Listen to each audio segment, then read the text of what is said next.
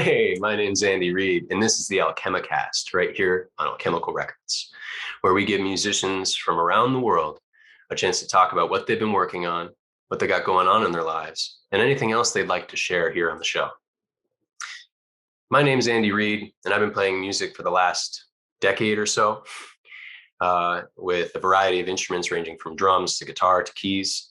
And I love exploring new themes and cultures of different types of percussion and sounds, ranging from hang drums to cajones, shakers and sitars, and everything in between.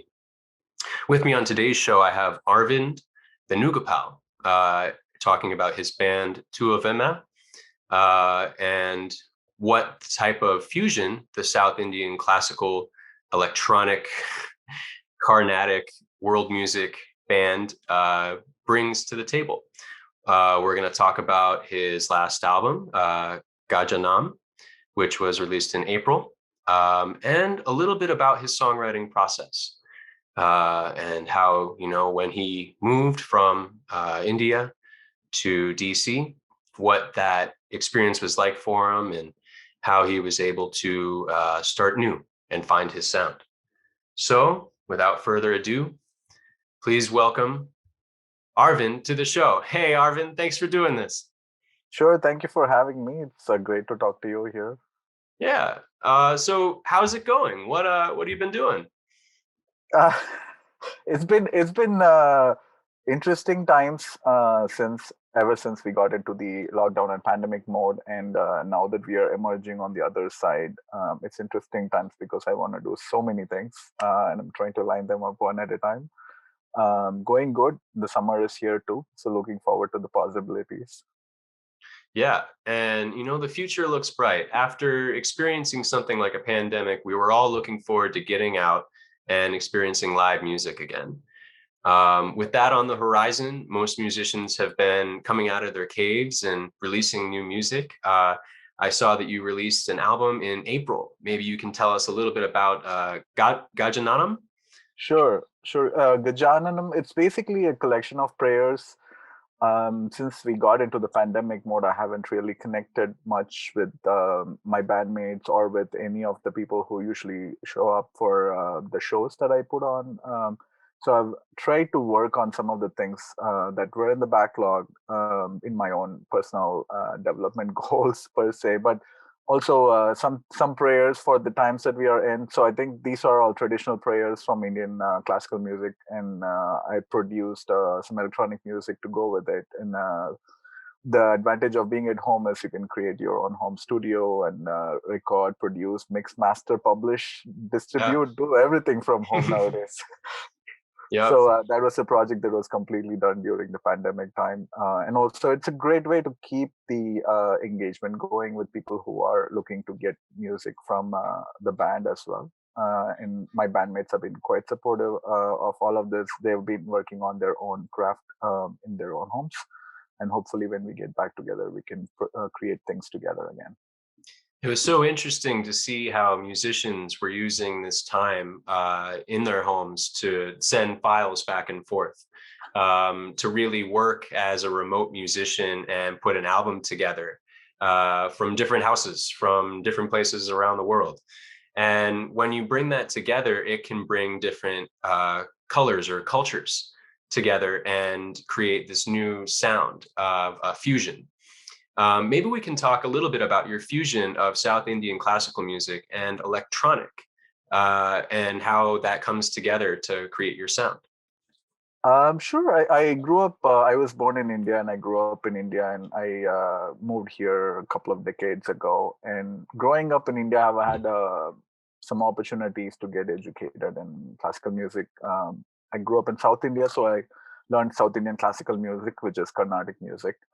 So the beauty about Carnatic music is the juxtaposition of the simplicity and the complexity of emotions, the simplicity of the intent, and the complexity of the structure and emotions. It's called classical music because of that reason, but it's also based in grounding. So, for example, in Western music, there's chords and like harmonies and I think as in contrast to that, Indian traditional music usually has an association with emotions and bringing out emotions through the different ragas. And in South Indian traditions, a lot of it is also associated with faith and spirituality, and it's definitely meant for grounding. And as a young person, I'm always like looking at what pop culture is telling me, listening to like pop rock. And growing up, I grew up in the 80s and the 90s, and then like a lot of the classic stuff before that too. I used to listen to a lot of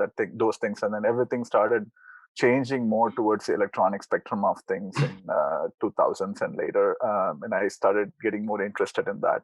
And then I figured out a lot of the new ways and tools to create these things on my own.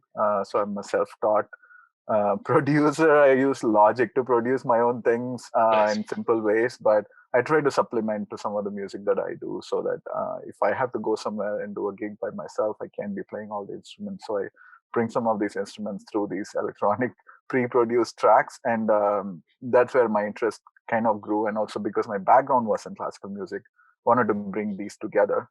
It's a great way for to bring up some of the traditional songs as well as to create new music with it. So What was the first CD that you bought? Do you remember? the first of all, CDs were expensive back in the day when I was younger, but I remember the cassettes. First cassette that I bought Yeah. was either Madonna or George Michael. Like in the pop world, I had a Good. lot of Indian traditional music. The CDs were probably I would say either Bruce Hornsby or Elton John. I think one of those. Nice. It was really great music to look forward to becoming. It's like a great music to listen to aspire to become a musician. Those people are all like so great and yet so humble. I think that's what like fascinates me towards these people.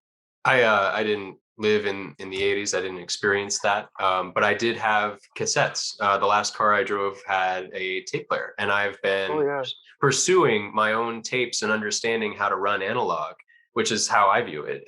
And you know what like an 8 track is, and how to work an 8 track, or you know how to work a turntable. Something like a cassette is so important to hold on to because you rewind, yeah. and the durability of the tape matters. Yeah, I had a Walkman Yeah. before. This is a pre-Discman Walkman, and then the special feature of the Walkman was I could press a forward button and it would stop at the end of the song, as opposed to like keep Yeah. going forward. I think they had just released that feature, like you could press forward or rewind, and it'll stop right at the end of the song. And that was like a great thing to have. Uh, can't believe how far we've come with technology. Right, it's amazing. And now you know most listeners get their music by streaming. So you know when the pandemic hit, it became a real challenge to try to market yourself without having live shows. And Yeah, it all became about live streaming or streaming your music on YouTube or any of the other streaming services. yeah. What is your approach to marketing your music? You're an international musician. You've been on BBC, and you also played at the Kennedy Center in Washington. Yeah, How do you market your music to the world? I think I feel off late I'm recognizing this marketing music and like playing shows is basically a byproduct of what you're actually creating. I think I'm trying to tell myself to focus more on the creativity. I'm a musician and a creator, a creativity aspirer first. And then the marketing comes along with it. And then you just have to speak the language of the people. For example, a lot of my family still listens to things. If I ship them something, they will listen to it. Or like if I send them something by email, versus like some people are on Spotify, and people who may be on Apple platforms may be using different technologies. You mentioned YouTube during the pandemic. I did put out a few music videos as well for the band, as well as I learned some new tools, video editing tools. For example, I took the time during the pandemic to learn some video editing things that could be useful. That's all good, but I think I'm still trying to figure out how I can actually collaborate a little bit more with other artists who are doing this as well, and learn from other people as well. So because I only, if I learn from the same searches that I'm doing, I'm only learning so much. But I think if I'm getting into an environment where I can learn, I can be in an environment where I can share what I've learned and also like learn from other musicians. I think that's what I'm looking forward to, like learning some of these things. I did go to a couple of CD Baby conferences, trying to educate myself. This was a couple of years ago, and heard about a lot of great things. But I also heard about this dilemma that musicians have now with how do you know if you're actually creating an impact with your music? So even if there are 10,000 streams to your song, do you actually know like how those people felt, or like how they are sharing it in their network? That's something that, we usually get live feedback during the live shows. That's something with streaming, it's harder to figure out exactly who is listening to this stuff, and then Right. how are you creating an impact in their lives. Because when I look at the countries from which my music has been streaming, it's hard to really gauge because it's published everywhere and internet is everywhere. So it's harder to, I mean, of course, me being in the US and having origins from India, a lot of the streams happen from India and the US, but we've had some good reception in some other countries too. So in fact, one of these songs in TVAMEVA's first album had a spoken word piece as the opening song. I had invited a few of my friends to speak in different languages. So there were like 6 or 7 languages spoken, and we observed that they were streaming in all those countries where those languages were spoken, like German, Russian, Hindi, and a lot of other places where. So it was really interesting, Turkish. So that was interesting to see where the streaming was happening. And also, I think the network is like friends of friends of friends. I think that's how we support each other and grow. So that's what I'm also looking to learn from other musicians in terms of how we can take this to the next level, but keep applying the lessons every day. I love that you mentioned or stated that you're really focusing on the creation aspect. As a musician, it's important to never stop creating. It's how we express ourselves. It's how we approach problems that life might throw at us. And every chapter that we go through as individuals, I find that as musicians, we kind of write our way out of it. We write the story in lyrics and in song and melody. And something that's interesting about your music is that it takes you on this journey. And even though I don't understand the lyrics, it does have a personal effect on me, an impact like you were talking about. And it makes me feel relaxed. And I understand that it can transport some energy your way. So maybe we could talk a little bit about these energetic boundaries that you're trying to push. Sure. How do you feel about energy, and how does music transport this to its listeners? Sure. I'm still working through this. I would say when I started, I was all like structure and like I need to do it a certain way. I'm also an engineer by education, so I'm always like, okay, I need to do A, B, and C, and then I'll get a by, and then I'll get an end product. And then when I was mixing songs which were traditional songs with modern music. Certain instruments worked well, and certain instruments did not work well, even though theoretically they were supposed to be the same. And then I got a little bit more into the actual emotional aspect of the songs, connecting a little bit more with the lyrics and seeing which instruments would work well and not work well. And also with the mood of the songs, depending on the raga that it is based in, which is basically this in the Western theoretical world, it's basically the scales, but it's by definition in the Indian classical music, it's basically an expression of an emotion through music. So depending on your mood and expression, the way you're singing, the notes could have certain fluctuations and variations that could express that emotion.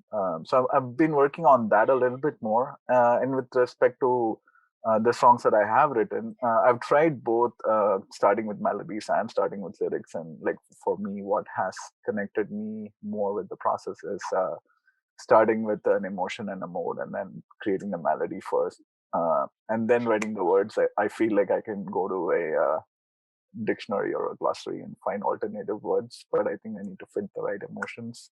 I feel like creating the melody first has worked for me as a process in that perspective. I think with the energy, definitely I want to start with what the theme is, what the mood is, and then go from there for the song. And that vibration or that vibe that you're chasing. Yeah, definitely. Maybe you can tell us a little bit about the vibes that come from your band, TVAMEVA. Yeah. Sure. TVAMEVA, when I started it a few years ago, it was a one-man band. I had started it because I was carrying my Casio around, and any coffee shops that would have me, and I would just play Right. them. And then the iPads came, and then I started playing with GarageBand, and then I would play the GarageBand music and the keyboard together, and I would sing, and then that was my big thing. And then a year or two in, I felt like I could do more with it and not just like be limited by what I'm doing. I was lucky to find a friend who joined me, who plays the bass and the guitar, but he had to pick one or the other for the different songs that we were doing together. So Reese, him and I, we were part of the band when we released the first album, and then at that time, got to meet more musicians. In fact, at the album release party, bumped into a couple of people who happened to join the band later. So one of those people is Rahul, who is a talented guitarist and also loves to explore new instruments. So he was looking to play new instruments, and we were looking for someone with good enthusiasm, energy, and musical talent. So he joined the band. And then we have a few percussion artists who joined after that. Nice. So a couple of drummers and percussion artists. So they bring, depending on the songs, we try to use, the drum kit or some percussion instruments. I'm more of a playing by the ear kind of person. I may not even know the name of these instruments, but I know how they sound and how they match up with the songs.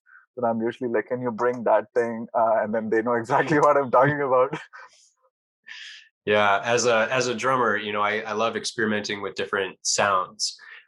So anything from trying to emulate a clap or a snap, or using something like a piece of wood, or hitting an anvil with a hammer. You're chasing these particular sounds that you just hear in the mix. Yeah, you want something and you need it. As a musician or a sound engineer, you know what to look for. Maybe you can tell us a little bit about your production style. What do you listen to, and how does that play out in your producing? Sure. I think I have some ways to go. I'm learning some new tips and tricks from expert producers. When I started producing, someone listened to something I produced and they said, "This is so old school," because what I was doing was something that people used to do like 30 years ago. And then because so many modern sounds have come in, and in fact, I'm exploring more plugins nowadays. And for the album Gajananam, for example, some of the sound bites that I used were like like ringing of a bell, like a church bell, and then like mixing it with an actual traditional prayer from an Indian temple. Like Hmm. that's the start of a song where like the church bell goes on, and then people are wondering what is happening, and then the mode shifts to like a different community, and then the song goes in as a prayer, and then it's basically like everybody's looking for the same thing end of the day, and in terms of the sounds of the instruments, I think every sound creates a certain energy. So I'm really looking to learn more of that. Um, in terms of the mixing, I think some of my bandmates have educated me a lot in terms of how to mix things better, and like how does the same piece of music sound to different people. Someone's used to like a rock band or like a jazz band, or like a hip hop band. How would they perceive the same music? That's something I'm learning, and of course, there's a plugin for everything. So Yeah. working through all the plugins. In fact, there is a really cool plugin. I just read about it. I have to try it out. It basically is like the uh, the thing on the piano on the side, on the keyboard on the side, the modulator, the pitch bend. Yeah, pitch So bending, there's right? like a plugin to make your pitch bend fit perfectly with any scale that you pre-select. There's so basically usually there's like a pitch bends are usually not that perfect depending on the key and the notes that you play. But then this plugin makes it all fit into your scale, like that you pre-bake into a song, and then you can use the pitch bend like as you play. Like I heard about this from some legends on YouTube, so I will try it out sometime soon. For example. Well, that sounds really intriguing, and I'm looking forward to hearing some new sounds that come out of you, maybe using that plugin. At this point in our conversation, I want to play a little game with you called This or That, Okay. where I'm going to throw some words at you or some phrases, and you just choose this or that and tell me why you made that choice. How does that sound? Sounds good. I will try. Okay, we'll start off with something easy. Planes or trains? Trains. I would say there's more storytelling to happen after the end of a train journey. Like, why would you choose a train over a plane? I think I feel I've associated more stories from my childhood in train journeys. Plane journeys, especially for longer flights, I've tried to force myself to sleep or eat and sleep more, and also the ability to move around a little bit more in the Yeah, trains. sure. Um, I get that. I feel like trains, it's a one track ride, right? It's a one track mind. And then on planes, you kind of realize that you're moving really fast in the air. And I also understand that it's a little difficult to sleep. So I see what you're saying. I'll move to the next one. Would you choose hot sauce or hot peppers? This or that? um, I'll probably pick hot peppers because if it gets too spicy, I can pick some out of my food. With hot sauce, I feel if it gets mixed in, it may be harder to take it out if it gets too hot. Um, like pizza, for example, like I don't mind some hot peppers in it, but if it gets too much, I can take some out. Um, Hot sauce, I'm not too sure. In general, I'm like a sweet loving person too, so that's why this is a challenging question for me. Yeah, I do love my sweets, but I'm always in pursuit of that next level of heat, and you can find different heat around the world. So an Asian variety of heat versus something from South America. Yeah. Those peppers differ around the world. So I've been in pursuit of flavors for a long time. I will Uh, say that I have some cheat sheet techniques to quench my, like if it gets too hot, like I have like a bowl of yogurt or something next to yeah, me to protect myself. yeah, no, I get that. What about a suit that's too small or jeans that are too big? This or that? Tough question, but I can probably go with the jeans that are too big. Maybe I can call it fashion and get away with it. Uh, Suit that's too small is probably going to expose all the hours that I have wasted without doing any exercise at home. So uh, Yeah, that makes sense. I feel like with the jeans, even using a belt could work, or you could just rock it. You could just rock it as it is and just like lean back, yeah, I no, think no if big I deal. look at some of the musicians who are making this fashion statement nowadays, like it's totally like something that you would not pick out of a store. Like when Lady Gaga comes out with new things every day, she used to. I don't know if she does anymore. Like every time she comes out to an event, she wears something bizarre. Like the more bizarre it is, the more talked about it. It's like I'm pretty sure like if someone consistently wore like loose jeans at shows, that would become a thing. Constantly pushing the limits of cool. Yeah, totally. Would you rather work out with Dwayne The Rock Johnson or play basketball against LeBron James? Um, I'd say play basketball. I've been more of a sporty kind of person. Growing up, I played various sports. In fact, when I was in college, I used to play basketball almost every day. So Nice. even if I suck at it, maybe I can pick up some lessons or tips from LeBron. Basically, like how not to do certain things. I feel like with workout, I don't think I can even come close to like in basketball I can shoot a basket, like, and then like say, hey, I did it too, and then like I don't think I can come close to Dwayne The Rock Johnson in the gym.